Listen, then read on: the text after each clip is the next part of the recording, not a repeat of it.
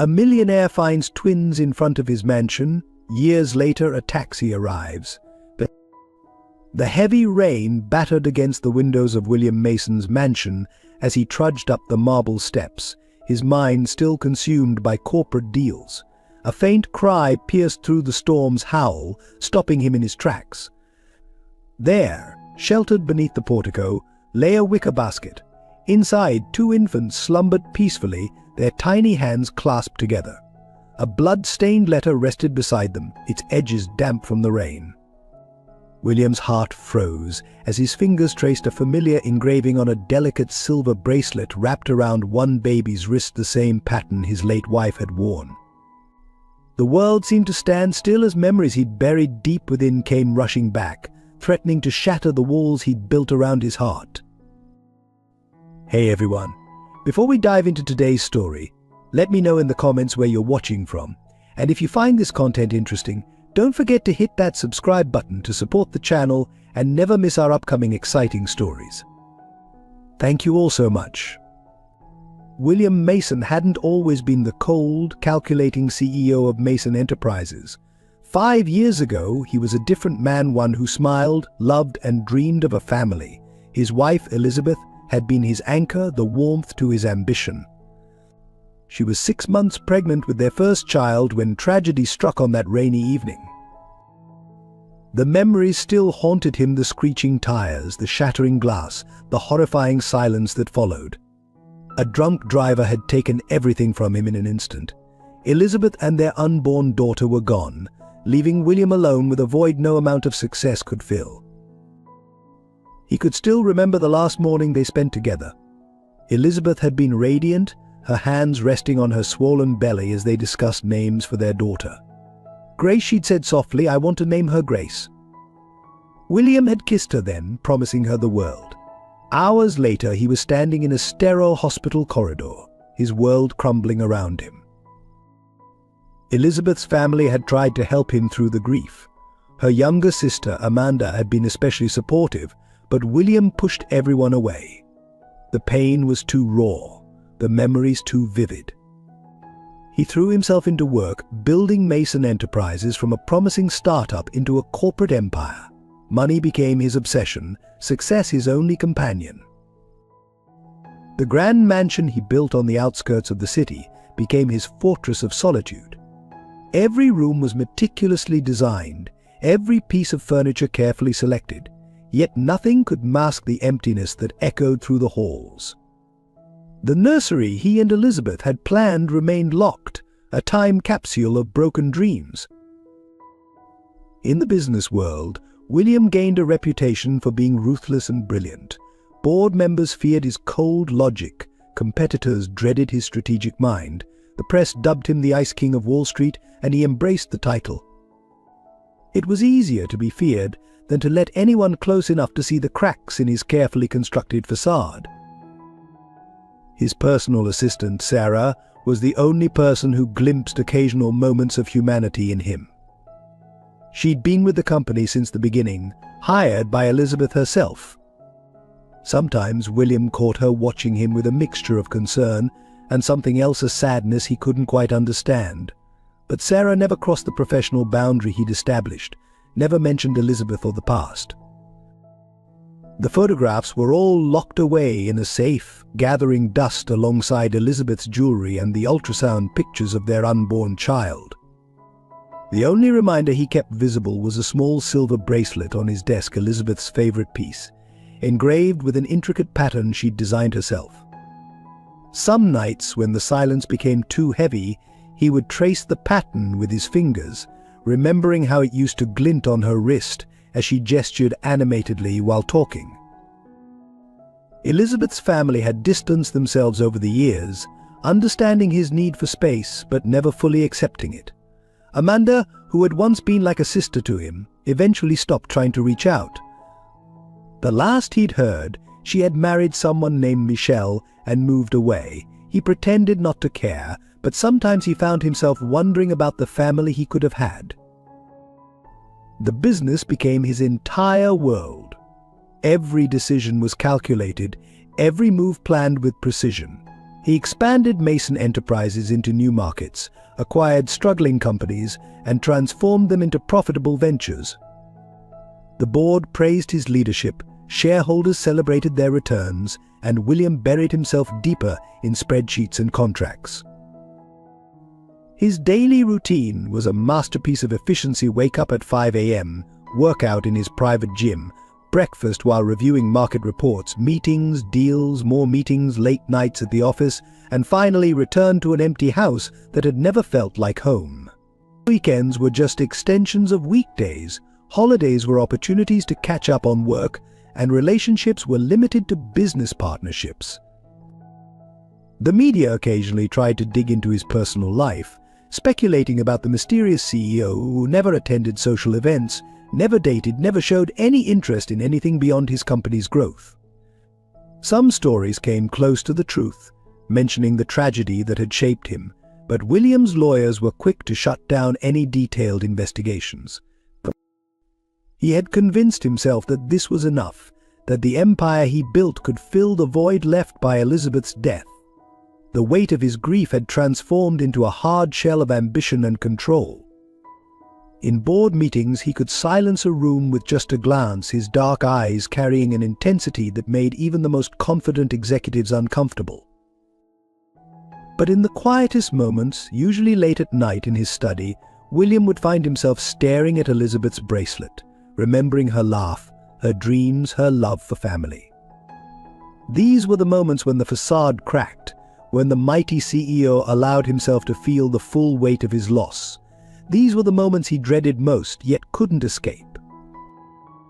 The mansion's staff knew better than to disturb him during these times. They worked silently, maintaining the perfect order he demanded, disappearing like shadows when he passed through the halls. Only Sarah seemed to understand the significance of these moments, sometimes leaving a cup of his favorite tea outside his study door, just as Elizabeth used to do. Years had carved deep lines into William's face, aging him beyond his 38 years. His success came with a price: the whispers in corporate hallways, the pitying glances from those who remembered the man he used to be.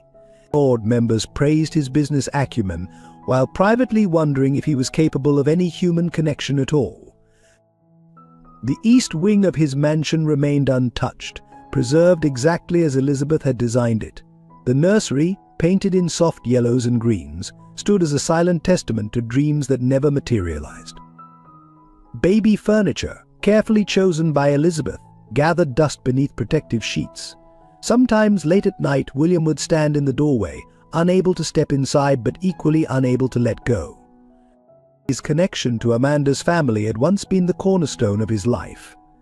Elizabeth's parents had treated him like a son, and Amanda had been the mischievous little sister he never had. Sunday dinners at their modest home had been filled with laughter, warmth, and the kind of love William had never known in his own troubled childhood. Elizabeth would tease him about his serious demeanor, while Amanda regaled everyone with stories from her art school adventures. The last family dinner had been just days before the accident. Elizabeth had proudly shown off the ultrasound pictures, and Amanda had presented them with a hand-painted mural for the nursery. Every baby needs a bit of magic, she'd said, her eyes shining with excitement about becoming an aunt. The mural still hung in the locked nursery, its whimsical forest scene faded but intact. Amanda's marriage to Michelle had come as a surprise to everyone. It was a hasty ceremony, performed without family present shortly after Elizabeth's death. The few times William had seen Amanda afterward, she seemed changed, quieter, almost fearful. Her once vibrant artistic spirit appeared dimmed, but he had been too consumed by his own grief to notice the warning signs. Sarah, his assistant, had an uncanny resemblance to the sisters that William tried hard to ignore. The same graceful movements, the same intuitive understanding of his needs. He'd hired her on Elizabeth's recommendation, and sometimes he wondered if his wife had seen something in Sarah that he was still missing. Sarah kept a professional distance, but her eyes held secrets he never dared to explore. The corporate world became his refuge, a place where emotional detachment was an asset rather than a flaw. William built Mason Enterprises into a fortress of steel and glass, its 50 floors towering over the city like a monument to his loss. Every success felt hollow, every achievement overshadowed by the family photographs he could no longer bear to look at. His wealth grew exponentially, but the emptiness in his life expanded even faster. The business media celebrated his strategic brilliance, unaware that each acquisition, each merger, was just another attempt to fill an unfillable void. The Forbes profile dubbed him the Lonely Titan, a title that cut closer to the truth than they knew. Victor Goodman, his main rival on the board, often criticized what he called William's emotional bankruptcy. The older man represented the old guard of business, believing that William's detachment would eventually be his downfall. "A man who can't feel can't lead," Victor would say in board meetings, his words carrying a challenge William refused to acknowledge. Time passed in a blur of meetings, contracts, and solitary evenings in his study. William measured his life in quarterly reports and stock prices, ignoring the growing whispers about his isolation. The mansion's staff worked around his silences, maintaining the perfect order that had become both his comfort and his prison. Elizabeth's bracelet remained his only connection to the past, its silver surface worn smooth from years of unconscious touching. The pattern she had designed, an intricate weave of Celtic knots, represented the eternal nature of love, a concept William had locked away with his heart. He kept the bracelet in a desk drawer, taking it out only in his weakest moments. Sarah watched his descent into emotional isolation with growing concern. She had been there since the beginning, had watched him transform from a loving husband into a corporate automaton. The warmth that Elizabeth had nurtured in him seemed completely extinguished, replaced by an icy efficiency that both impressed and terrified those around him. The city's social elite had long since stopped inviting him to their gatherings. His rare appearances at mandatory social functions were marked by stilted conversations and early departures. Women who tried to breach his defenses eventually gave up, leaving him to his self-imposed solitude. The press speculated about his private life, but the truth was there was nothing to report. William Mason had stopped living when Elizabeth died. Legacy became his obsession. If he couldn't have the family he dreamed of, he would build something that would outlast him. Mason Enterprises expanded into new territories, its influence growing with each calculated move. William worked tirelessly, as if trying to outrun the memories that haunted his empty halls. But beneath the corporate success and carefully maintained facade, cracks were beginning to show. Sleepless nights became more frequent, the weight of solitude pressing heavier with each passing year.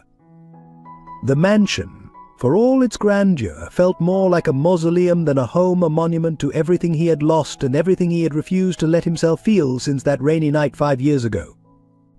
The wicker basket sat on William's marble kitchen counter, its precious cargo still sleeping peacefully despite the storm raging outside.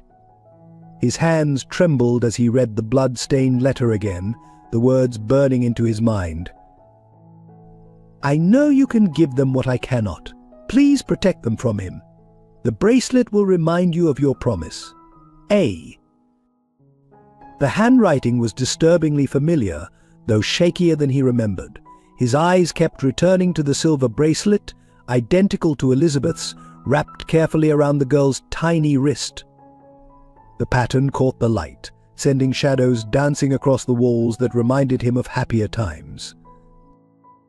He picked up his phone several times, finger hovering over his lawyer's number, but something stopped him each time. The twins stirred, and the boy's eyes opened, dark eyes that seemed to peer straight through his carefully constructed walls. A soft whimper from his sister followed, and William found himself moving instinctively to comfort them. "I don't know what to do," he whispered to the empty kitchen. The mansion's silence, usually his comfort, felt oppressive. These babies needed warmth, love, care, everything he'd locked away after Elizabeth's death. His practical mind screamed at him to call social services to maintain the distance he'd worked so hard to build. But as he looked down at their innocent faces, memories flooded back, memories he'd suppressed for years. Elizabeth's joy when they discovered her pregnancy, her hands protectively cradling her belly, her dreams for their family. The bracelet caught the light again, and he could almost hear her voice. Family is everything, Will. Promise me you'll never forget that. Sarah arrived at dawn, letting herself in with her emergency key.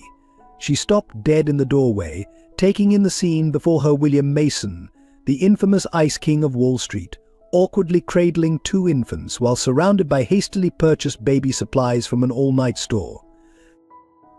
Mr. Mason, her voice carried a note of disbelief he'd never heard before. What's happened? William looked up, exhaustion evident in his features. They were left at the door. There's a letter. And this he nodded toward the bracelet, watching as recognition flickered across Sarah's face. Her reaction was subtle, a slight widening of the eyes, a barely perceptible intake of breath, but it caught William's attention. Before he could question it, one of the babies began to cry, and Sarah's professional instincts took over. Here, let me help, she said, efficiently organizing the chaos of bottles, diapers, and blankets.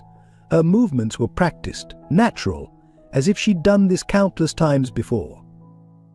Another detail for William to file away for later consideration. The next few hours passed in a blur of feedings, diaper changes, and hushed conversations. Sarah proved invaluably knowledgeable about infant care, though William chose not to ask why. Instead, he found himself sharing the details of the previous night, the storm, the discovery, the letter, and most significantly, the bracelet. It can't be a coincidence, he said finally, watching as Sarah gently rocked the girl to sleep. That pattern. Elizabeth designed it herself. No one else could have replicated it. Sarah's expression remained carefully neutral. What are you thinking of doing, Mr. Mason? The question hung in the air, heavy with implications. William moved to the window, watching as the storm finally began to break. The first rays of sunrise painted the sky in shades of pink and gold, reminding him of mornings with Elizabeth. I should call the authorities, he said quietly. That would be the logical thing to do. The responsible thing. He turned back to look at the sleeping infants. But something about this feels predetermined. Like Elizabeth is trying to tell me something. The memories William had suppressed for years came flooding back as he watched the twins sleep. His childhood in the state orphanage hadn't been filled with abuse or dramatic neglect. It was the quiet despair that had scarred him most deeply. The constant reminder that no one wanted you, that you were simply another file in an overcrowded system. He remembered the cold institutional walls, the rotating staff who tried their best but were too overwhelmed to offer a real connection. The way hope would rise with each potential adoption, only to be crushed when families chose younger children, or siblings who couldn't be separated, or babies without his difficult background. No one wants a boy who asks too many questions, the social workers would say, trying to soften the rejection with smiles that never reached their eyes. William had learned to stop asking questions, to stop hoping, to focus instead on survival and success. He'd buried those memories deep, using them as fuel for his relentless drive to prove everyone wrong. Now, looking at the twins, he could see himself in their vulnerability. The boy's determined grip on his sister's hand, even in sleep, spoke of an instinctive need to protect. The girl's occasional whimpers brought back echoes of nights spent comforting younger children in the orphanage, trying to create the sense of family they all desperately craved. Mr. Mason, Sarah's voice broke through his reverie. The board meeting starts in 2 hours. Should I reschedule? The question snapped him back to reality, to quarterly reports and shareholder expectations, to Victor's constant challenges and the corporate machine he'd built. But for the first time in years, those concerns felt hollow compared to the weight of the decision before him. No, he said finally, but I need you to stay with them. And Sarah, he paused, studying her face carefully. I need you to be honest with me. You know more about this situation than you're telling me, don't you? Sarah's expression remained professional, but something flickered in her eyes. "Mr. Mason, right now what these babies need is someone to care for them. The rest will come in time." The first night with the twins tested every ounce of patience and resourcefulness William possessed. Despite Sarah's help during the day, he insisted on handling the overnight care himself. Each cry pierced through his carefully constructed defenses, demanding immediate and unconditional response. He found himself pacing the mansion's halls, humming Elizabeth's favorite lullabies as he cradled first one baby, then the other. The boy he'd started thinking of him as Jack, though he tried not to attach names, yet was the more vocal of the two. His sister, whom he couldn't help calling Lily in his mind, was quieter but more persistent in her needs. Around 3 in the morning, exhausted and emotionally raw, William found himself in the locked east wing. Almost without conscious decision, he used the key he always carried and opened the nursery door. The air was stale, heavy with 5 years of preserved grief, but as he stepped inside with both babies in his arms, something shifted. Elizabeth's presence seemed to fill the room not as a ghost or memory, but as a guiding force. The hand-painted mural Amanda had created caught the moonlight, its whimsical forest scene coming alive with shadows and possibility. The rocking chair Elizabeth had chosen still waited patiently in the corner, and William found himself sinking into it, the twins cradled against his chest. "I don't know if I can do this," he whispered into the darkness. "I don't know if I'm strong enough to love again." The babies stirred but didn't wake, their tiny hands clutching his shirt. The girl's bracelet caught the moonlight, its pattern throwing familiar shadows on the wall. In that moment, surrounded by the remnants of his past dreams and the unexpected promise of a new future, William Mason made his decision. He would not let these children enter the system he'd escaped. He would not let them face the cold institutional walls, the rotating caregivers, the crushing weight of being unwanted. Whatever complications or consequences might come, whatever secrets Sarah was keeping, whatever connection existed between the bracelet and his past, he would face it all. As dawn approached, William remained in the rocking chair, holding the sleeping twins.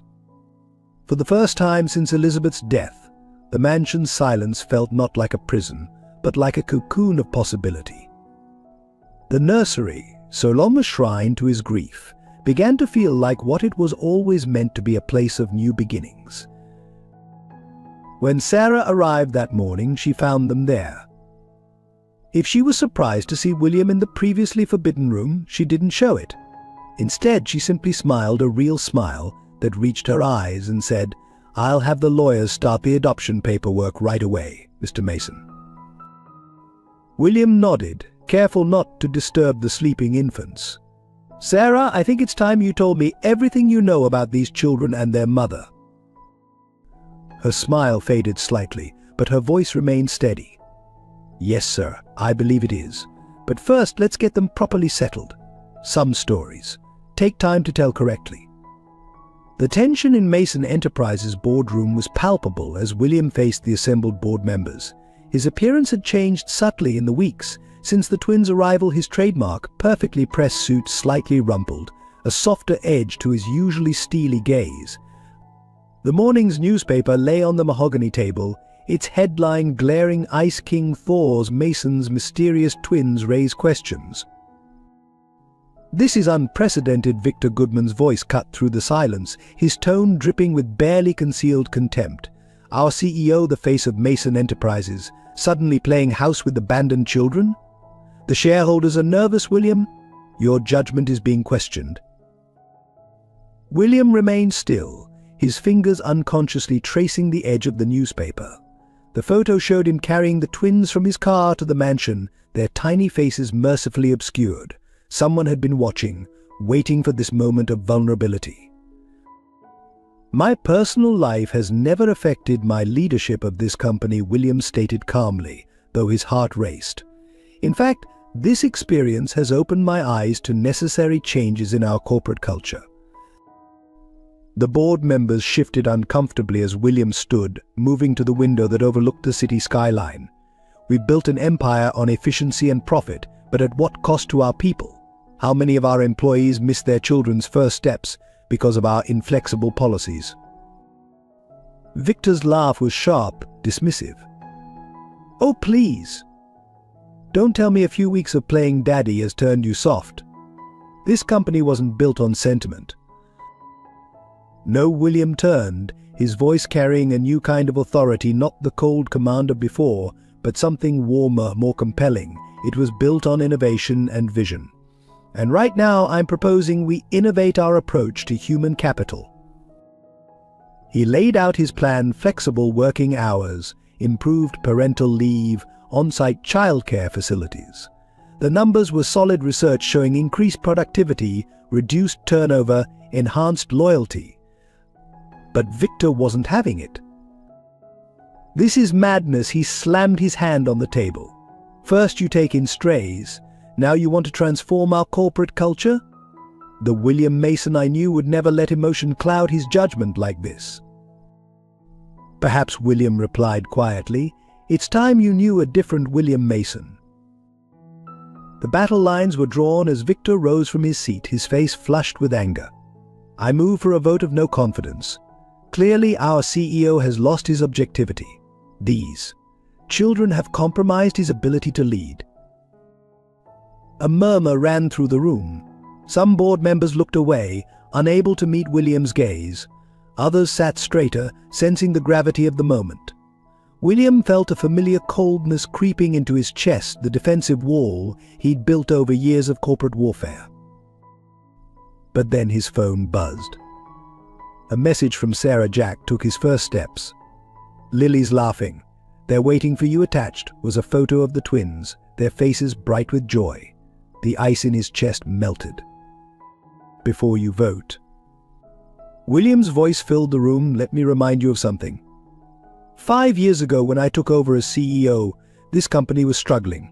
My cold leadership style, as you call it, was praised when it tripled our profits. Now that I'm suggesting we evolve, showing that I understand the human element of business, you question my judgment." He pulled up presentation slides, each one meticulously prepared. These aren't just feel-good policies. Companies with strong family support systems show increased productivity, better talent retention, and higher innovation rates. We're not just doing the right thing, we're securing our future. The data was compelling, but Victor wasn't finished. "And what about these mysterious children? The rumors about their origins? The questions about their mother? How long before this becomes a scandal that damages our reputation?" Victor's opposition grew more aggressive as media speculation intensified. Tabloids began running stories about the twins' mysterious appearance, linking William to various conspiracy theories. "Mason's secret family," screamed one headline. "Billionaire's hidden past exposed," claimed another. The board meeting dragged on, strategies and counter-strategies flying across the table. William maintained his composure, but inside his mind raced. He thought of the twins waiting at home, of the silver bracelet that connected past to present, of Elizabeth's dreams for their family. "The media attention will pass," William stated firmly. "What won't pass is our opportunity to lead by example, to show that success and humanity aren't mutually exclusive." Dr. Evelyn Harris, the board's most senior member, had remained silent throughout the debate. Now she leaned forward, her experienced eyes studying William intently. "I've known William for over a decade," she began, silencing Victor's next objection with a raised hand. "I watched him build this company with single-minded determination, but I also remember the man he was before tragedy struck, a man who understood that business success and human compassion could coexist." The room fell silent as Sarah suddenly appeared at the door, her face uncharacteristically urgent. She slipped William a note, and he felt his blood run cold as he read it. Someone had been asking questions about Amanda, about Michelle, about the night the twins arrived. Someone was digging into Elizabeth's accident. William's hands tightened on the note, but his voice remained steady. "Ladies and gentlemen, you have a choice to make. You can support a vision of corporate leadership that embraces both profitability and humanity, or you can cling to an outdated model that treats people as disposable resources. He paused, gathering his thoughts. These children haven't compromised my judgment, they've cleared it. They've reminded me of what Elizabeth always knew, that true success isn't measured solely by profit margins. Victor scoffed, but others were nodding thoughtfully. Dr. Harris smiled slightly, as if seeing something others missed. The vote that followed was close, but William's vision prevailed barely. As the board members filed out, Sarah lingered. Once they were alone, she closed the door carefully. "Mr. Mason, there's something you need to know about Victor's investigation." William sat heavily in his chair, exhaustion finally showing on his face. "He's discovered something about Sarah's identity, hasn't he?" Sarah nodded, her professional mask slipping slightly. "Not just about me. He's hired private investigators to look into Amanda's disappearance, into Michelle's background. He's getting close to connections we can't afford him to make." "Tell me everything," William commanded softly. "No more secrets, Sarah. Who are you really?" Sarah, or whoever she really was, took a deep breath. "I'm Amanda's sister. Elizabeth wasn't just your wife, she was our oldest sister. The night of her accident, it wasn't just a drunk driver, William. And now the same people who were responsible are getting too close to the twins." The revelation hit William like a physical blow. He looked at Sarah, really looked at her, and saw the family resemblance he'd been subconsciously avoiding. The same graceful movements as Elizabeth, the same determined set of the jaw as Amanda. "Why didn't you tell me?" he whispered. "Because knowing would have put you in danger," Sarah replied. "Just like it put Amanda in danger when she discovered the truth about Elizabeth's death. Just like it's putting those babies in danger now." The pieces were falling into place: the bloody letter, the silver bracelet, Amanda's hasty marriage to Michelle, her subsequent disappearance. What had seemed like individual tragedies were revealing themselves as connected threads in a larger, darker tapestry. Victor, William breathed. "He's working with them, isn't he?" Sarah nodded grimly. "He's always been more than just a board member, William. He's part of something bigger, something that Elizabeth was investigating before she died. Something that Amanda found evidence of, forcing her to hide the twins with you, the one person she knew could protect them." William stood, moving to the window. The city sprawled below, its gleaming surfaces hiding countless shadows. Everything he'd believed about his past was shifting, revealing new depths of conspiracy and danger. But one thing remained crystal clear: he would protect those children, no matter the cost. "We need a plan," he said finally, turning back to Sarah. "And I need to know everything about Elizabeth's death, about Amanda's discovery, about the real reason those twins were left in my care." Sarah pulled out a USB drive from her pocket. "It's all here. Elizabeth's research, Amanda's evidence, everything. But William," she hesitated, "once you see this, there's no going back. Are you ready for what it might mean?" William thought of the twins at home, of the bracelet that had brought them to him, of the family he'd lost and the one he was building. "I've been hiding from the truth for 5 years," he said quietly. "It's time to face it for Elizabeth, for Amanda, and for those children." As Sarah inserted the drive into his laptop, William steeled himself for revelations that would shake the foundations of everything he'd built. The corporate battle had been just the beginning; the real war was about to begin. The transition from ruthless CEO to single father hit William with the force of a tidal wave.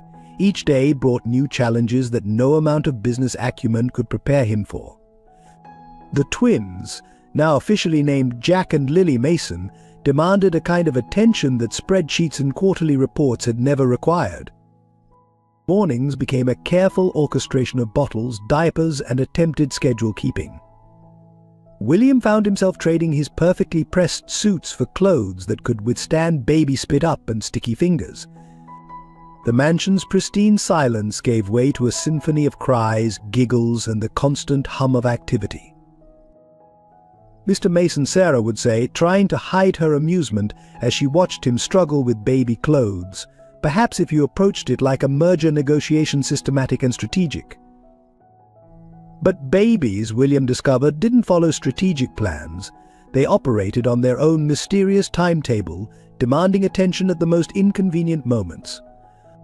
Conference calls were interrupted by crying fits, important documents gained tiny handprints, and his once immaculate office became a makeshift nursery. The staff, initially bewildered by the change in their employer, gradually adapted to the new normal. The cook, Mrs. Chen, took particular delight in preparing special baby foods, while James, the usually stoic butler, was caught making silly faces at Lily during his rounds. Late one night, as William paced the nursery with a fussy Jack, he caught his reflection in the window. The man staring back at him was different from the Ice King of Wall Street, softer around the edges, with laugh lines beginning to appear around his eyes. Elizabeth's mural seemed to glow in the moonlight, and for the first time he felt she would approve of the man he was becoming. Mason Enterprises underwent its own transformation. The implementation of family-friendly policies sent ripples through the corporate world.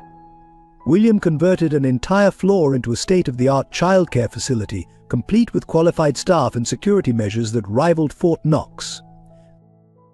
"This is revolutionary," Dr. Harris commented during a tour of the facility. "You're not just changing policies, William, you're changing corporate culture at its core." The media's attention shifted from scandal to innovation. Mason Enterprises leads family-first revolution, declared the Wall Street Journal. Companies began calling, wanting to learn more about implementing similar programs. Even Victor, though still opposed, couldn't argue with the positive press and increasing productivity numbers.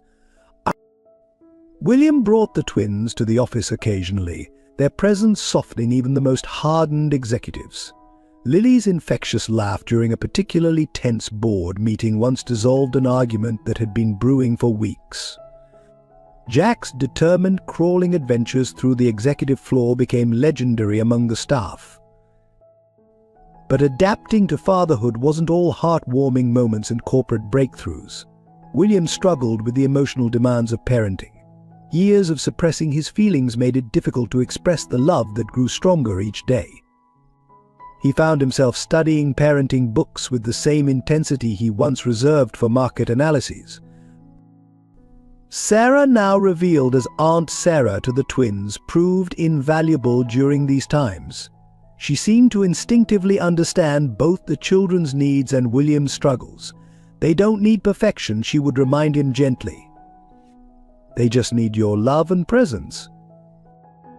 Sarah's true identity as the twins' aunt added layers of complexity to their daily interactions. While maintaining professional boundaries at work, she spent evenings teaching William the finer points of childcare, sharing stories about Elizabeth and Amanda that helped him understand the family he'd married into. "Elizabeth always said you had a big heart," Sarah remarked one evening, watching William read a bedtime story to the twins. "She knew that someday something would break through those walls you built." William absorbed these insights like precious gifts, pieces of Elizabeth he could share with their niece and nephew. Yet each revelation also brought questions about Amanda's current situation and the dangers that had forced her to leave her children. The corporate culture shifts rippled through every level of Mason Enterprises.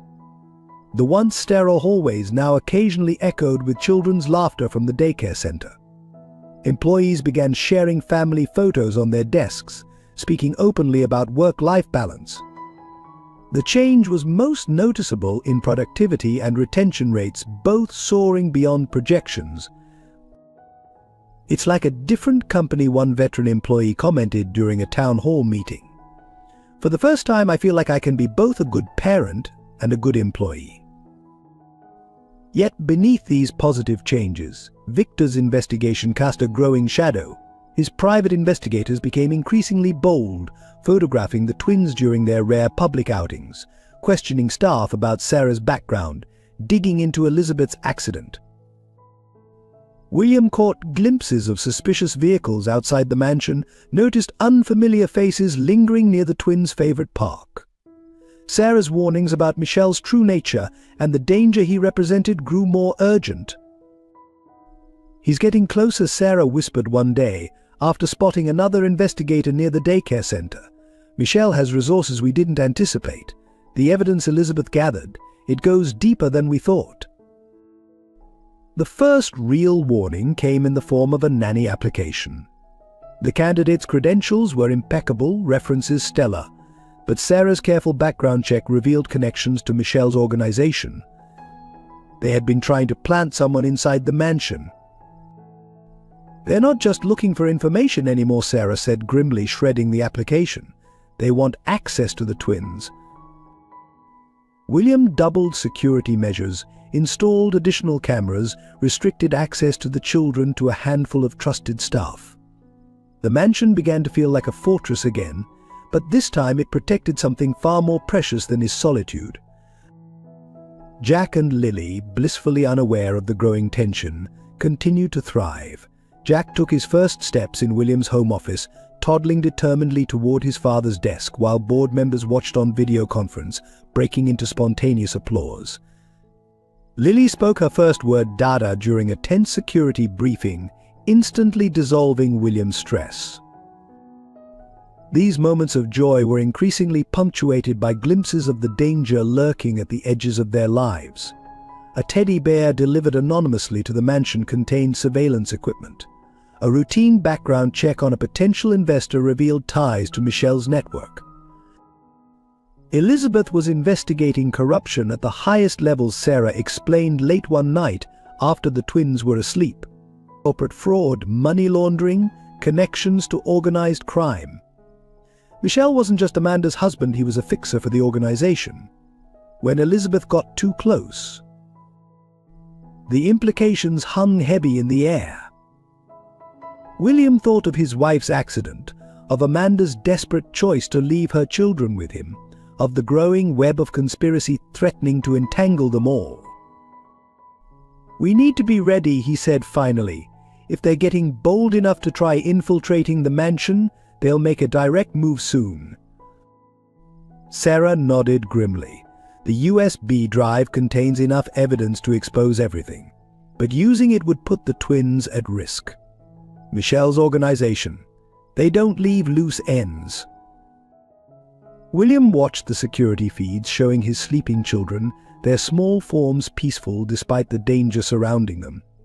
The businessman in him calculated risks and strategies, but the father in him felt a primal need to protect that overwhelmed all logical consideration. "Then we'll have to be smarter," he declared. "Use their tactics against them. Let Victor think his investigation is succeeding while we prepare our counterattack." As if fate was listening, Lily chose that moment to cry out in her sleep. William rushed to comfort her, gathering her tiny form in his arms. As she settled back to sleep, clutching his finger with surprising strength, he made a silent vow. He would not let history repeat itself. He would not lose another family to the shadows that had claimed Elizabeth. The game was changing, the stakes rising. William Mason, once known for his cold efficiency, now had something worth fighting for, something worth dying for. The real question was, would it be enough to keep his newfound family safe from the storm gathering on the horizon? Victor Goodman stood at the front of the boardroom, a triumphant gleam in his eyes as he distributed thick folders to each board member. The morning sun cast long shadows across the mahogany table, creating an appropriately dramatic atmosphere for what he clearly believed would be his moment of victory. "Ladies and gentlemen of the board," Victor began, his voice dripping with false concern, "what I'm about to share will be difficult to hear, but as custodians of Mason Enterprises' legacy, we must face facts." William sat quietly, his expression neutral despite the storm raging inside him. He'd been expecting this move, had prepared for it, but the reality of facing it still sent ice through his veins. "Our CEO's judgment has not only been compromised by his domestic situation," Victor continued, gesturing for everyone to open their folders, "but I've uncovered evidence suggesting the entire adoption may be part of a larger criminal enterprise. Photographs spilled across the table, surveillance shots of Sarah meeting with mysterious figures, documents suggesting financial irregularities, and most damaging, what appeared to be proof that Amanda had been involved in illegal activities before disappearing. The children's mother, Victor, announced with theatrical gravity, was under investigation for corporate espionage and fraud. Their appearance at Mr. Mason's door was no coincidence. It was a calculated move to infiltrate our organization. The boardroom erupted in murmurs. Dr. Harris studied the documents with a frown, while other board members whispered urgently to each other. William felt their eyes on him, searching for signs of guilt or deception. Furthermore, Victor pressed his advantage. Mr. Mason's sudden interest in family-friendly policies has cost us significantly. Our stock has dipped, valuable contracts have been delayed, and our reputation for excellence is being replaced by what one analyst called corporate softness. William finally stood, his movement silencing the room. He walked to the window, remembering a similar moment weeks ago when he'd first defended his changes to the company. But now the stakes were infinitely higher. "Victor," he said quietly, not turning around, "did your investigators happen to look into Flight 237 to Geneva last year? Or perhaps the Cayman Islands transfers that coincidentally occurred right after Elizabeth's accident?" He heard Victor's sharp intake of breath, saw the reflection of his face paling in the window. William turned slowly, meeting the older man's gaze with steel in his own. "While you've been investigating my family, others have been investigating yours," William continued, nodding to Sarah, who entered with her own set of folders. "Shall we discuss what they found?" Sarah distributed the new documents efficiently, her movements precise and controlled. The board members' expressions changed as they reviewed the contents, confusion turning to shock, then to anger. "This is preposterous," Victor sputtered, but his confidence was cracking. "These documents are clearly fabricated." "Like the ones you just presented," William interrupted smoothly. "The difference is, mine are authenticated by 3 independent forensic accountants. Would you like to explain to the board why shell companies connected to your private accounts received millions in untraceable funds the day after my wife died?" The room fell deathly silent. Dr. Harris removed her glasses slowly, fixing Victor with a penetrating stare. "Mr. Goodman, is this true?" Victor's composure crumbled. "You don't understand," he began, sweat beading on his forehead. "The organization they have reached beyond anything you can imagine. I had no choice." "There's always a choice," William cut in, his voice hard. "Elizabeth believed that. She died because she chose to expose the truth rather than look the other way. And now you're working with the same people who killed her, trying to gain access to her niece and nephew." Several board members gasped. Victor backed toward the door, but security personnel were already entering, their expressions grim. "The FBI has some questions for you," Victor Sarah announced calmly. "About Elizabeth's accident, about your offshore accounts, and about your connections to certain criminal enterprises. They're particularly interested in your relationship with a man named Michel." William walked to his old adversary, stopping inches from his face. "You thought you could use my children as leverage? Threaten my family again?" "You forgot something crucial, Victor. I learned ruthlessness from the best, but I also learned love from Elizabeth. That combination makes me far more dangerous than you could imagine." The security team led Victor away, his threats and protestations fading down the hallway. William turned back to the stunned board members, his demeanor shifting from avenging angel back to composed CEO. "Ladies and gentlemen," he addressed them, "I apologize for the drama, but it was necessary to expose the real threat to our company. Victor's corruption runs deep, and rooting it out will take time. However," he smiled slightly, "I believe you'll find our Q3 numbers more than compensate for any temporary market uncertainty." Dr. Harris stood, speaking for the group. "William, I think I speak for everyone when I say we owe you an apology. We let ourselves be swayed by Victor's insinuations, forgot the values this company was built on." William nodded in acknowledgement, but his mind was already racing ahead. Victor's arrest was just the beginning, Michelle and his organization would retaliate. The real battle for his family's safety was still to come.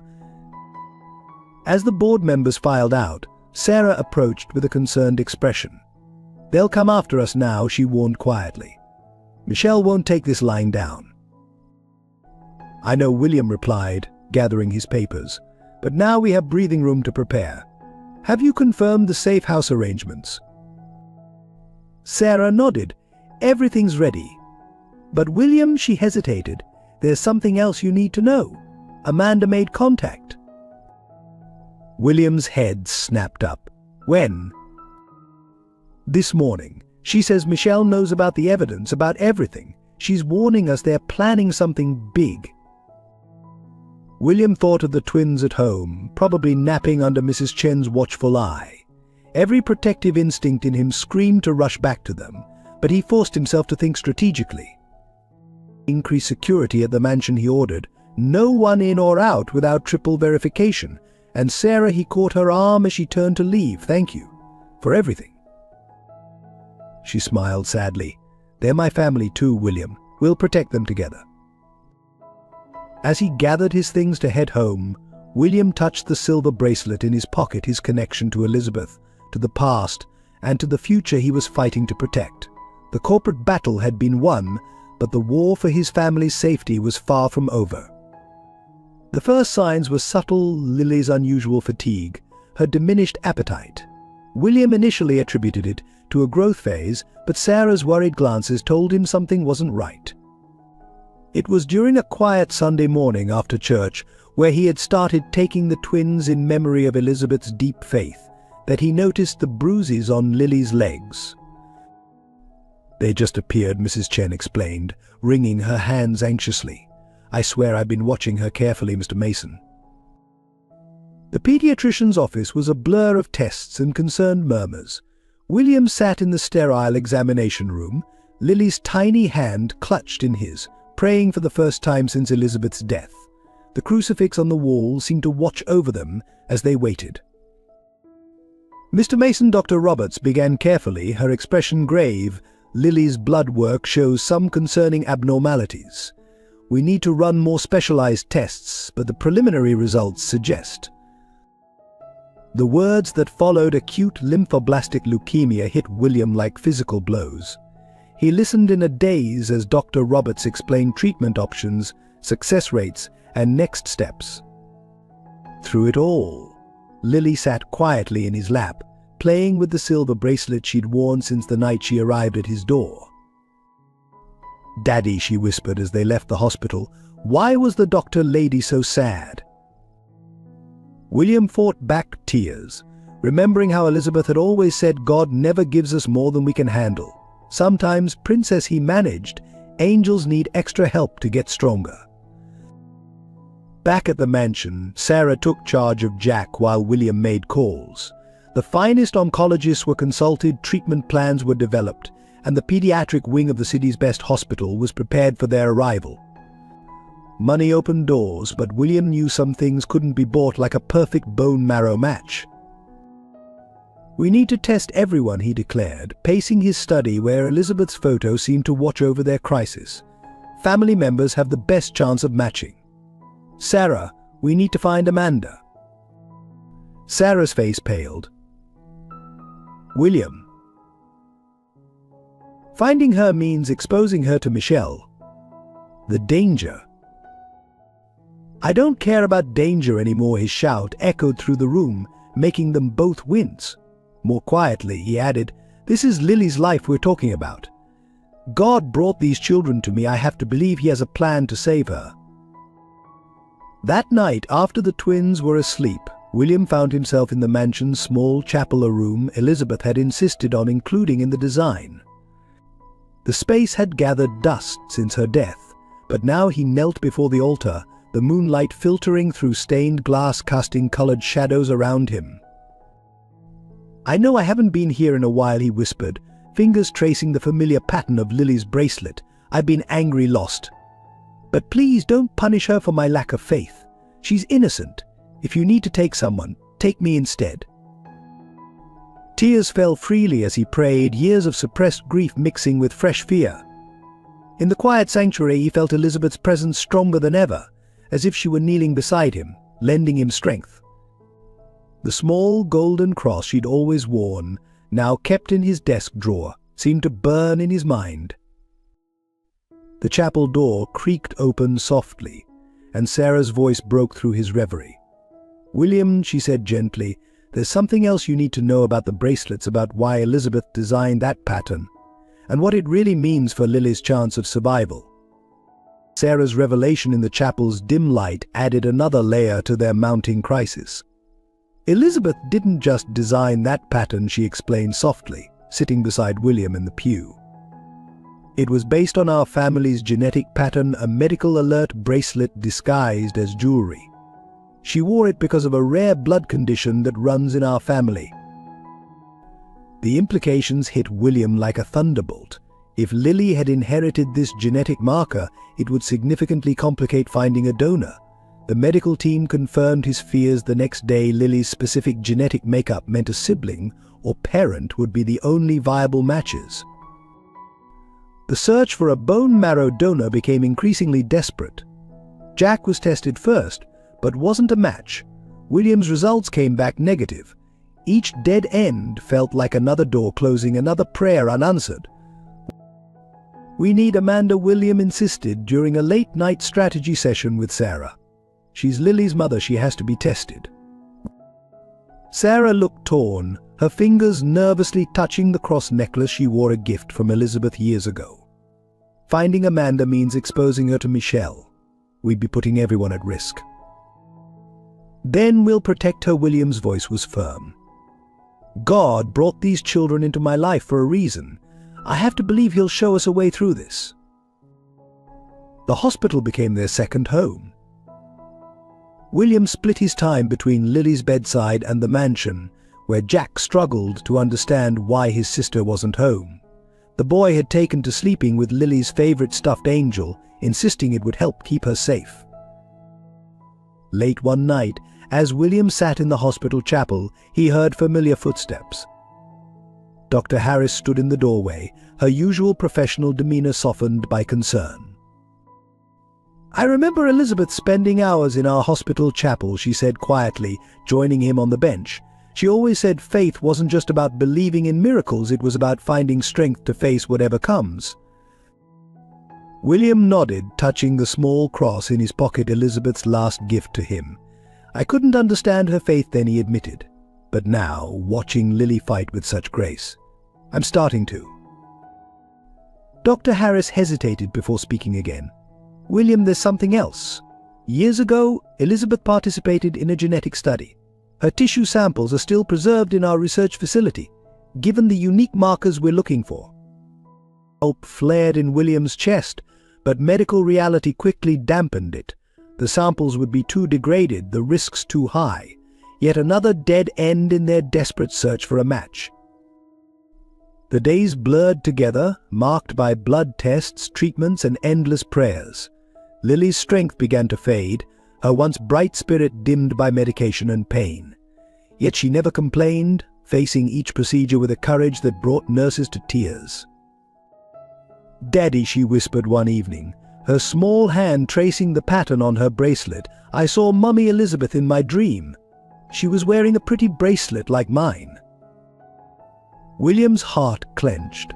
They'd shown Lily pictures of Elizabeth, explained that she was watching over them from heaven, but this was the first time she'd mentioned dreaming of her. "She said not to be scared," Lily continued drowsily. "She said Mommy Amanda is coming to help make me better." Before William could respond, alarms began blaring throughout the hospital wing. Security alerts flashed on his phone. There had been a breach at the mansion. Jack was safe, but 2 armed men had been apprehended trying to scale the perimeter wall. Michelle was making his move, using Lily's illness as an opportunity to strike. The message was clear: if they tried to find Amanda, the consequences would be severe. In the chapel that night, William faced the hardest decision of his life. Finding Amanda might save Lily, but it could put everyone else at risk. The soft light from the stained glass windows fell across the altar, reminding him of Elizabeth's unwavering faith in the face of her own battles. "Show me the way," he whispered, clutching Elizabeth's cross. "Give me the strength to protect them all." As if in answer, his phone buzzed with a message from an unknown number. The text contained just 4 words, but they changed everything. "Faith without works is dead." It was Amanda's favorite Bible verse. She was reaching out, ready to risk everything to save her daughter. Now William had to find a way to protect both his dying child and the mother who'd sacrificed everything to keep her safe. Looking up at the crucifix, William made his choice. Sometimes, he realized, the greatest act of faith was being willing to risk everything for love. Elizabeth had taught him that, and now Lily was teaching him again. Tomorrow they would begin the dangerous game of bringing Amanda home. But tonight, in the quiet chapel, William finally understood what Elizabeth had always known, that love, faith and courage were all part of the same divine mystery, guiding them through their darkest hours toward the light of hope. The first message arrived on a Tuesday morning, delivered to William's private office at Mason Enterprises. A plain white envelope, hand-delivered, containing only a photograph Jack and Lily playing in the mansion's garden, taken from an angle that suggested the photographer had been inside the security perimeter. On the back, written in red ink, "Children shouldn't pay for their parents' sins." William's hands shook as he called security, but he already knew what they would find: no fingerprints, no surveillance footage of the delivery. The threat was clear. Michelle could reach them whenever he wanted. Sarah burst into the office minutes later, her face ashen. "They're targeting the school," she said without preamble. 3 men were spotted watching Jack's classroom. The security team intercepted them, but they escaped.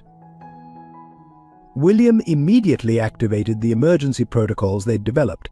Jack was quietly moved to the mansion's secure wing, his classes temporarily shifted to home tutoring. But the psychological damage was done. The boy's safe world had been shattered. "Why can't I go to school anymore?" Daddy Jack asked that evening, his small voice trembling. "Is it because of the bad men Tommy's mom talked about?" William gathered his son close, heart aching at the fear in those innocent eyes. "Sometimes, buddy, we have to be extra careful, but I promise you're safe. No one will hurt you." But the threats escalated. Photos appeared daily: the twins at their doctor's appointments, Sarah entering her apartment, William in supposedly secure locations. Each image carried the same message: nowhere was truly safe.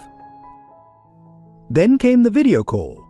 William was in the hospital with Lily when his phone buzzed with an unknown number. On the screen, Amanda's face appeared bruised but defiant. "But Will," she whispered, tears streaming down her face. "I'm so sorry. They found me. Michelle, he knows everything. He's coming for the children." The call cut off abruptly, but not before William caught a glimpse of Michelle in the background, the man who had destroyed so many lives, finally showing his face. Sarah's network of contacts confirmed the worst. Michelle had been systematically eliminating everyone who knew about his organization's connection to Elizabeth's death. Now, with Amanda in his custody, he was ready to silence the last remaining witnesses. "We need to move them," Sarah insisted during a midnight strategy session. "The safe house in Montana." Her words were cut off by the mansion's security alarms. Multiple breaches, all sectors. This wasn't a warning, it was an assault.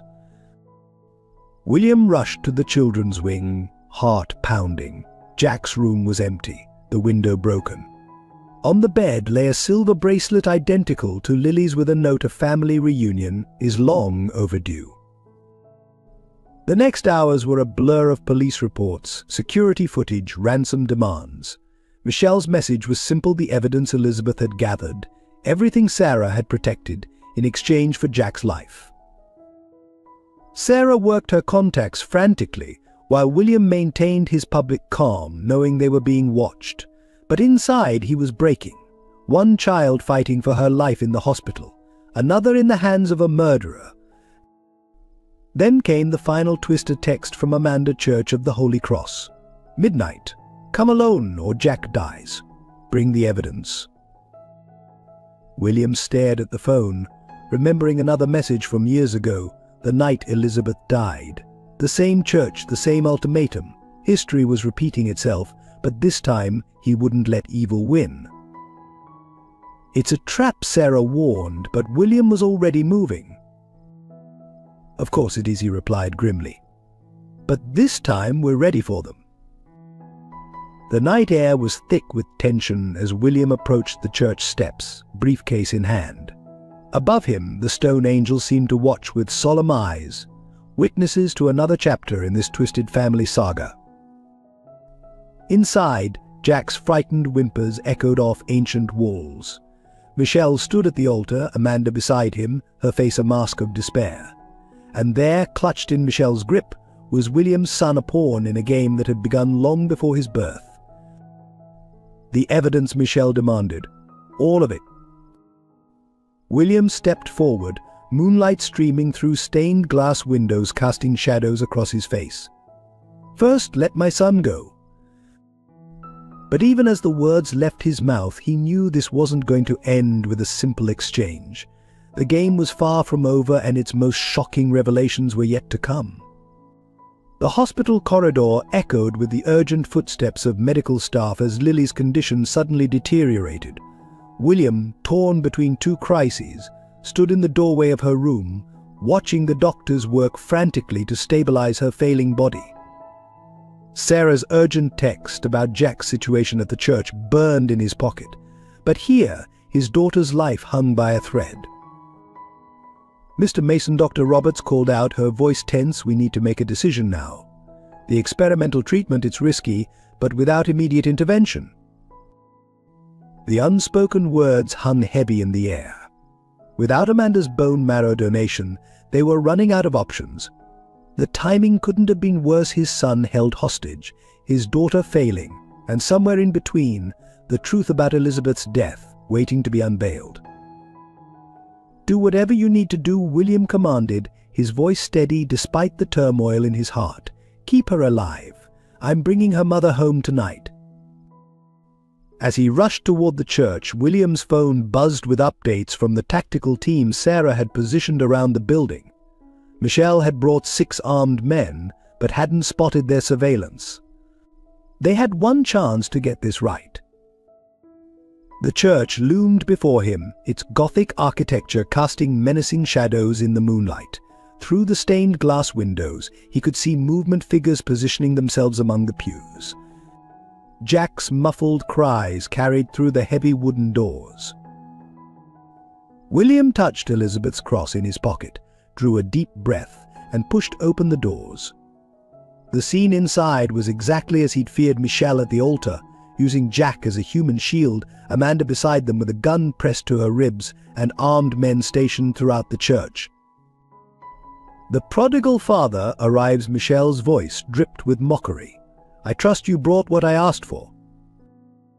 William held up the briefcase containing Elizabeth's evidence. "It's all here, everything she discovered about your organization, every transaction, every murder." He took a step forward, "including the proof that you orchestrated her accident." Michelle's smile didn't waver, but his grip on Jack tightened, making the boy whimper. "You know, William, Elizabeth was a lot like you, too righteous for her own good. She thought exposing our operation would bring justice. Instead, it brought her death." "Let my son go," William's voice carried the authority that had built his empire. "Your quarrel is with me." "Oh, but it's so much more than that," Michelle laughed. "You see, Elizabeth wasn't just investigating our organization. She found something far more damaging, something about the real ownership of Mason Enterprises." The revelation hit William like a physical blow. He glanced at Amanda, saw the truth in her tears. All these years he'd thought he knew the full scope of Elizabeth's investigation, but there had been more secrets that had died with her on that rainy night. The tension in the church reached a breaking point. Jack's frightened eyes met his father's, silently pleading for rescue. Amanda's hands trembled as she watched the scene unfold. And somewhere in the hospital, Lily fought for her life, unaware that her family's fate hung in the balance. Your precious company." Michel continued, his voice echoing through the sacred space, "was built on blood money. Victor wasn't just my associate, he was laundering funds through Mason Enterprises long before you took control." Elizabeth discovered the paper trail, traced it back to its source. She was going to expose everything, destroy the empire you thought you built. William processed this information, his mind racing. The years of strange financial discrepancies, the board's inexplicable resistance to transparency initiatives, Victor's desperate attempts to maintain control, it all made terrible sense. Daddy Jack whimpered, struggling in Michel's grip. "I want to go home." Quiet Michel snapped, but his momentary focus on Jack gave William the opening he needed. He caught Sarah's subtle signal from the shadows behind a pillar their team was in position. "You're right about one thing," William said calmly, taking another step forward. "Elizabeth was righteous, she believed in justice, and she taught me that sometimes fighting for what's right means being willing to lose everything else." He opened the briefcase slowly. "That's why I've already sent copies of all this evidence to every major news outlet and law enforcement agency in the country." Michel's composure cracked. "You're bluffing." "Am I?" William smiled grimly. "Check your phone. The story should be breaking right about now." As if on cue, phones throughout the church began buzzing with news alerts. Michel's men shifted nervously, distracted by the incoming messages. It was the moment they'd been waiting for. Sarah's team moved with surgical precision.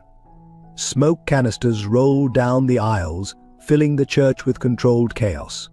William launched himself forward as Michel's grip on Jack loosened, while Sarah's agents neutralized the armed men with practiced efficiency. Amanda, showing a strength William hadn't expected, drove her elbow into Michel's solar plexus, breaking free and grabbing Jack. William reached them just as Michel raised his gun, shielding his son with his body. The shot that rang out didn't come from Michel's weapon. Sarah stood at the side altar, her aim unwavering, as Michel crumpled to the ground, clutching his shoulder. "It's over," she declared, as her team secured the scene. "Michel's organization is exposed. The FBI is moving on their operations across the country. We got them, William." But victory came with a price. As the smoke cleared, they found Amanda collapsed near the altar steps, blood seeping through her shirt. A stray bullet had found its mark. "The hospital," she gasped, clutching William's hand. "Lily Lee needs me. The bone marrow." They rushed Amanda to the hospital, lights flashing through the night streets. Jack, traumatized but unharmed, clung to his father in the back of the ambulance, while Sarah coordinated with law enforcement to handle the aftermath at the church. The next hours were a blur of medical procedures. Amanda was stabilized, and despite her injury, insisted on proceeding with the bone marrow donation immediately. "I failed them so many times," she whispered as they prepared her for the procedure. "I won't fail Lily now." William divided his time between his children's rooms, watching over Jack's fitful sleep while monitoring Lily's response to the transplant. The waiting room filled with agents taking statements, board members demanding explanations, and reporters seeking comments, but he remained focused solely on his family. Sarah managed the crisis with her usual efficiency, working with the FBI to unravel decades of corporate corruption while protecting the legitimate parts of Mason Enterprises. The truth about Elizabeth's murder finally came to light, bringing both justice and closure. Days later, as Lily showed the first signs of improvement and Jack began to process his ordeal through play therapy, William sat with Amanda in her recovery room. The silver bracelet that had started everything lay between them on the hospital bed. "Elizabeth designed these as a way to protect us," Amanda explained weakly. "The pattern, it's not just decorative. It contains our family's medical history, coded into the design. She knew someday we might need that information to save someone we loved."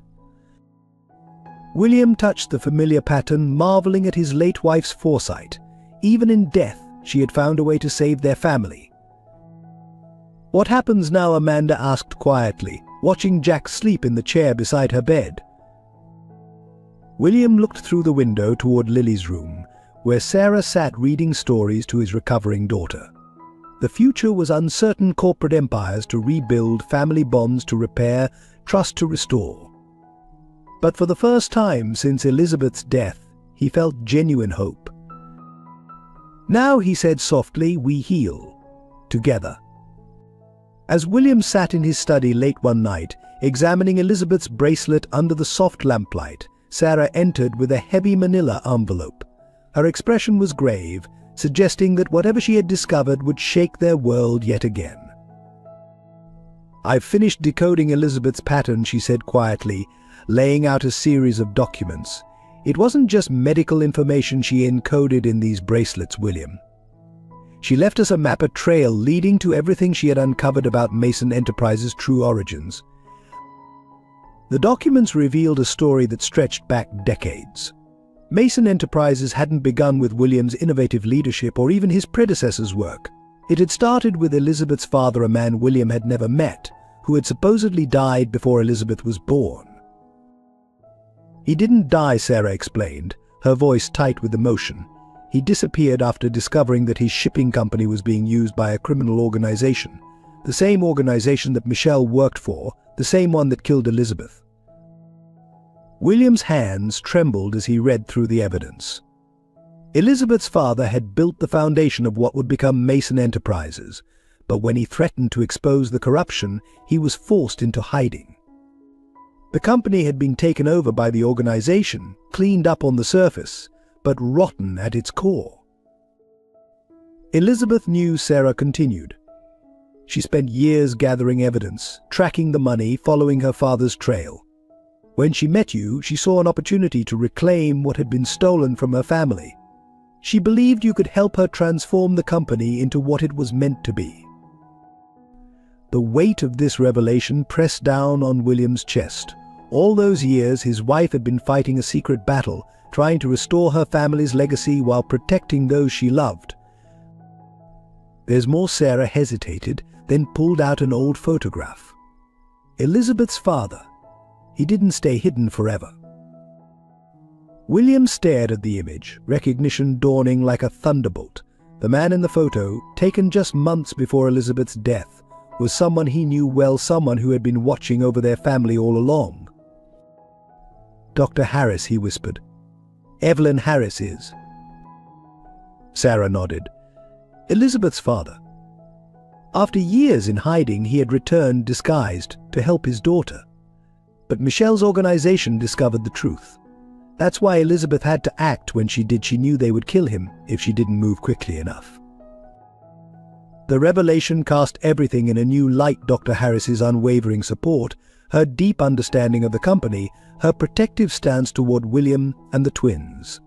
She hadn't just been a mentor, she had been watching over her family's legacy, continuing Elizabeth's fight from the shadows. "Does she know?" William asked, though he already suspected the answer. "About the twins, about Amanda?" "She knows everything," Sarah confirmed. "She's been helping protect them from the beginning. The secure wing at the hospital, the rapid approval of treatments for Lily. It wasn't just your influence making things happen." William sat back, overwhelmed by the layers of protection and sacrifice that had surrounded his family without his knowledge. Elizabeth had woven a web of guardians around them, preparing for the worst even as she fought for justice. The truth about Sarah's role emerged next, each revelation more startling than the last. She wasn't just Amanda's sister, she was Elizabeth's most trusted confidant, chosen specifically to protect William and guide him when the time came. Elizabeth knew they might kill her, Sarah explained, tears finally breaking through her professional demeanor. "She made me promise to watch over you, to help you find your way back to love if anything happened. When Amanda discovered she was pregnant with the twins, we knew they would need protection too." The pieces clicked into place: Sarah's inexplicable knowledge of childcare, her immediate bond with the twins, her tactical expertise during the crisis. She had been trained for this role, prepared by Elizabeth herself. Victor's involvement goes deeper than we thought, Sarah continued. He wasn't just working with Michelle's organization, he was Elizabeth's father's original business partner. When the organization took over, Victor betrayed him, chose power over loyalty. William stood, moving to the window where dawn was beginning to break over the city. The skyline of Mason Enterprises dominated the view, a legacy built on betrayal, redeemed through sacrifice and love.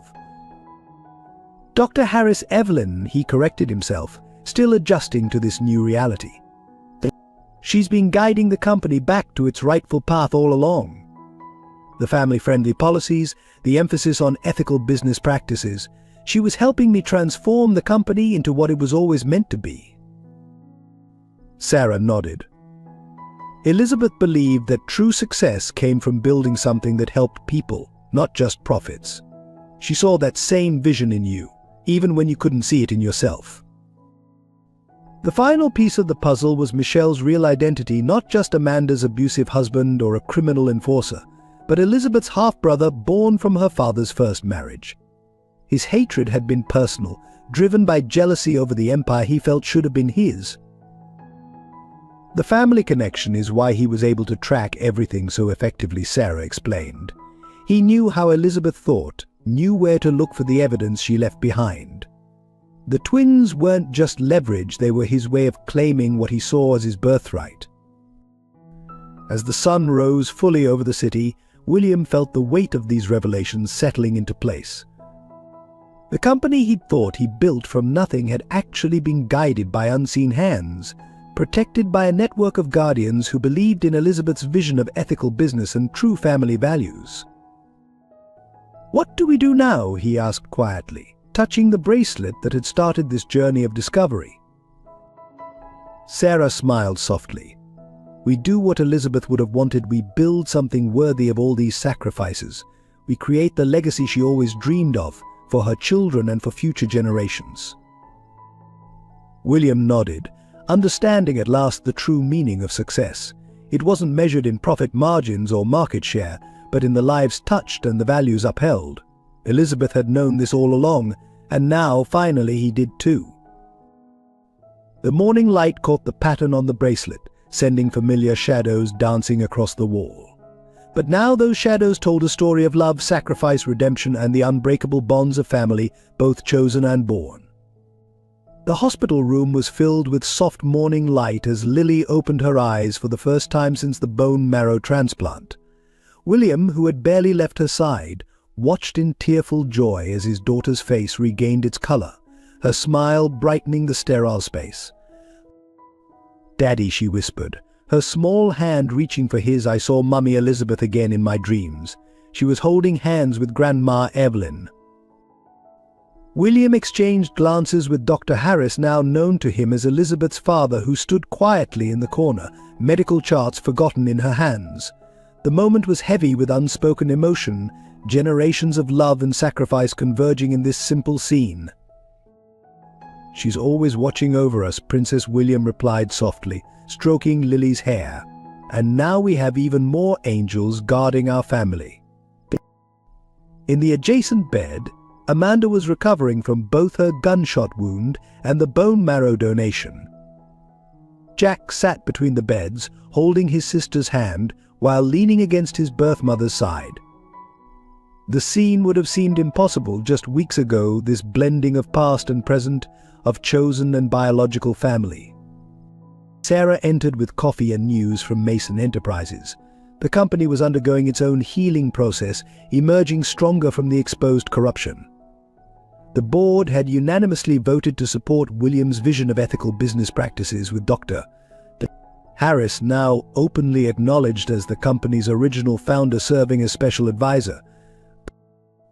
"The media's calling it the greatest corporate transformation in history," Sarah reported, but her eyes were on the children. Business success seemed secondary to the miracle of family reunion unfolding before them.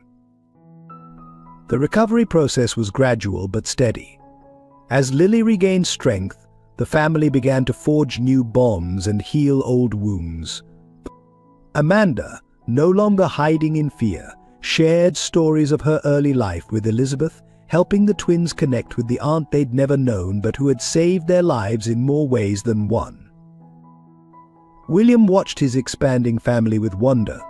Dr. Harris, whom the twins now called Grandpa with natural ease, brought decades of wisdom and tender care to their lives. The distinguished businessman shed tears the first time Lily crawled into his lap for a story, her silver bracelet catching the light just as Elizabeth's once had. During quiet moments in the hospital room, William often found himself deep in conversation with Amanda, both of them working through grief, guilt, and gradual forgiveness.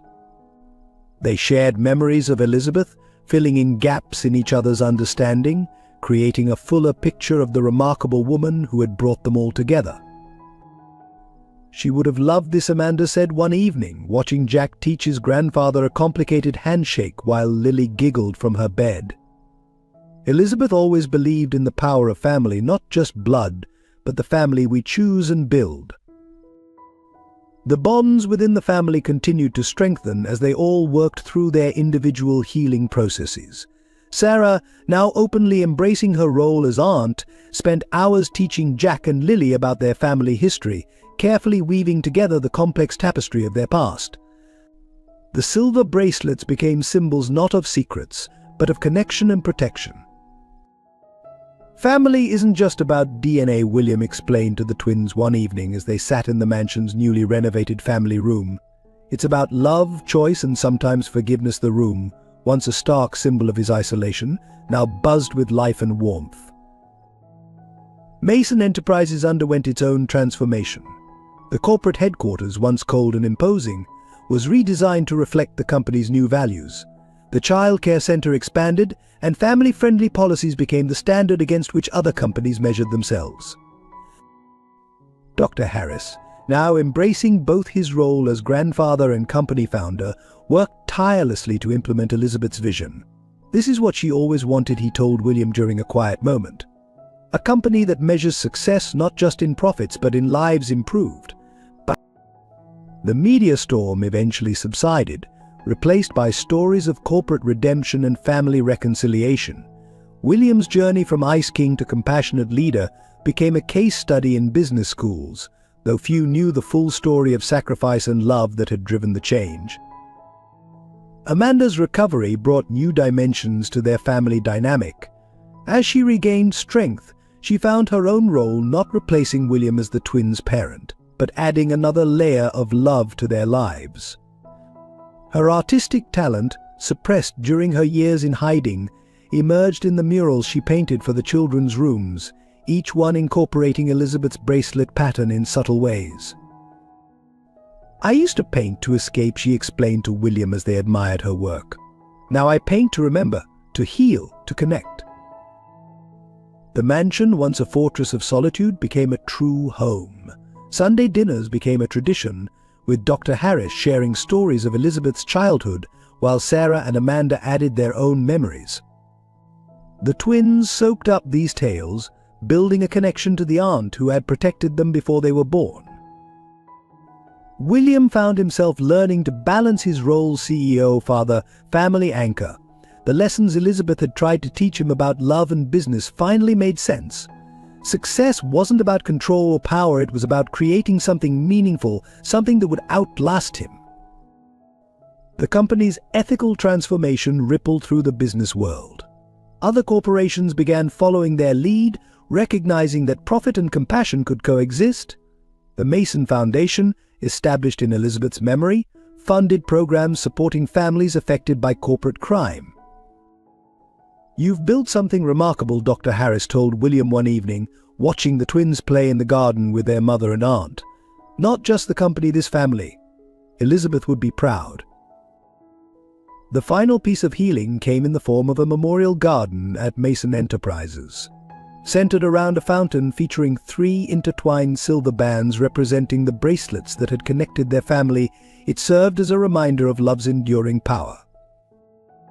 Jack and Lily grew stronger, their bond deepened by shared experiences. They faced their trauma with the support of their expanded family, each member contributing to their healing. Jack's protective instincts toward his sister evolved into a gentle strength, while Lily's resilience inspired everyone around her. The future held new challenges, but now they faced them together. William no longer feared loving or losing. Elizabeth's sacrifice had taught him that love was always worth the risk. The family she had fought to protect had not only survived but flourished, becoming something more beautiful than any of them could have imagined. In quiet moments, William would still touch Elizabeth's bracelet, but now it brought comfort rather than pain. The pattern that had once seemed like a puzzle now read like a love letter, a message of hope, protection, and the enduring power of family bonds. As they gathered for a photo in the memorial garden, William, the twins, Amanda, Sarah, and Dr. Harris, the setting sun, caught their silver bracelets, creating a dance of light that seemed to embrace them all. In that moment, William felt Elizabeth's presence, not as a ghost of the past, but as the guardian angel who had led them all home. The story of the Mason family became more than a tale of corporate intrigue or personal redemption. It became a testament to the power of love to heal, to transform, and to build something beautiful from the ashes of loss. The legacy Elizabeth had fought for lived on, not just in the company that bore her family's name, but in the hearts of those she had brought together. And in the end, that was the greatest success story of all. In life's darkest moments, when all seems lost and our hearts are frozen in grief, love finds its way through the shadows. Elizabeth's story teaches us that true love transcends death itself. It lives on in the patterns we leave behind, in the lives we touch, and in the family we build, whether through blood or choice. Sometimes our greatest pain becomes our greatest purpose. William's journey from a man encased in ice to a father burning with love shows us that it's never too late to thaw a frozen heart. The walls we build to protect ourselves from pain can also keep out the very healing we need. The silver bracelets remind us that our legacy isn't found in corporate empires or material success, but in the invisible threads that connect our hearts. Every scar, every tear, every moment of sacrifice becomes a thread in the tapestry of love that binds us together. To those who feel broken, remember Lily's courage. To those who feel lost, remember Jack's resilience. To those who carry guilt, remember Amanda's redemption. And to those who think it's too late to change, remember William's transformation. We are all guardian angels in waiting, carrying patterns of love that others may need. Like Elizabeth, our greatest acts of love might only be understood long after we're gone. But every act of protection, every moment of sacrifice, every choice to love, despite the risk, these create ripples that touch generations. Through the depths of tragedy, the darkness of betrayal, and the winter of grief, love remains our compass. It guides us home, not to a place, but to each other. In the end, success isn't measured in the empires we build, but in the hearts we touch and the love we leave behind. Remember, God gives his hardest battles to his strongest soldiers, and sometimes what seems like our greatest loss becomes the foundation of our most beautiful redemption. In your darkest hour, look for the pattern, the invisible design of love that connects us all. For in that pattern, you'll find your way home. For in this tapestry of life, we are all connected by silver threads of love, sacrifice, and hope. And sometimes the most profound act of faith is simply opening our hearts to love again, knowing it might hurt, but believing that love in all its forms is always worth the risk. This isn't just William and Elizabeth's story. It's the story of every heart that's been broken and dared to love again. Of every parent who would move heaven and earth for their child. Of every person who's felt lost but found their way home through love. Remember, your story isn't over. Like the pattern on Elizabeth's bracelet, your life is weaving something beautiful, even if you can't see the full design yet. Trust in love, trust in family, both given and chosen. And most importantly, trust that even in your darkest night, dawn is coming, bringing with it the promise of healing, hope, and the endless possibility of love. For in the end, love is the only legacy that truly matters. Thank you for joining us on this emotional journey. If this story touched your heart, please show your support by subscribing to our channel, hitting the like button, and sharing it with those you love. Your comments and feelings mean the world to us. Want to know what happens next? Let us know in the comments below. Every like, share, and subscription motivates us to bring you more touching stories like this. Together, let's continue creating moments that touch hearts.